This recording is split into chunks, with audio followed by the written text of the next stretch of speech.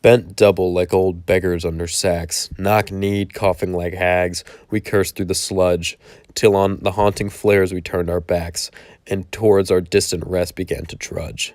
Men marched asleep, many had lost their boots, but limped on, bloodshot. All went lame, all blind.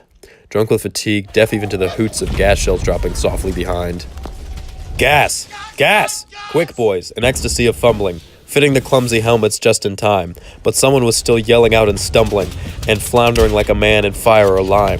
Dim through the misty panes and thick green light, as under a green sea I saw him drowning, in all my dreams before my helpless sight he plunges at me, guttering, choking, drowning. If in some smothering dreams you too could pace behind the wagon that we flung him in, and watch his eyes writhing in his hanging face like a devil sick with sin, if you could hear at every jolt the blood come gurgling from his froth-corrupted lungs, obscene as cancer, bitter as the cud, of vile incurable sores on innocent tongues, my friend, you would not tell with such high zest to children ardent for some desperate glory, the old lie, Dulce Et Decorum Est, pro patri mori.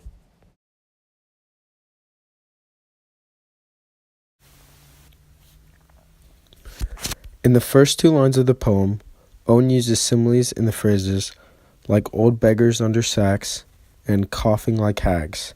This begins the imagery of the misery they went through. In the same stanza, Owen uses short, distinct syntax to maybe resemble the monotony of marching and to add to the awful conditions they had to endure. The second stanza starts with a tone shift, sudden, to resemble the quick reaction of the gas. The tone becomes hurried and terrified. Owen then describes a sight of death. The two-line stanza serves as a way to put the memory the speaker is talking about into perspective, and it emphasizes the awful imagery of death. In the last stanza, the speaker brings in the audience into his text. Owen uses enjambment in the lines ending with the words blood and cud to add assertion to his subject and fill his imagery.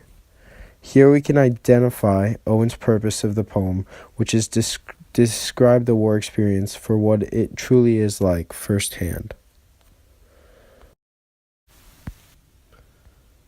The speaker of the text is an older man who is a scarred veteran.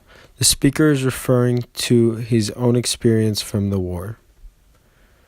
The occasion of the poem was written during the time of war, and this poem gives us his own reflections of war. The piece is directed to those who don't understand what war entails and to those who don't have to fight in the war. The purpose of the text is to convey how hellish war is. The message dissuades irrational concepts of war. The speaker conveys this message through his imagery and literary devices. The subject of the poem is war and death, and specifically that it destroys everything it touches, including innocence of those who fight. The tone of the poem is scarred, horrified, and hurt. The author of this piece is emotional, and the choice of diction conveys a wounded veteran telling his story.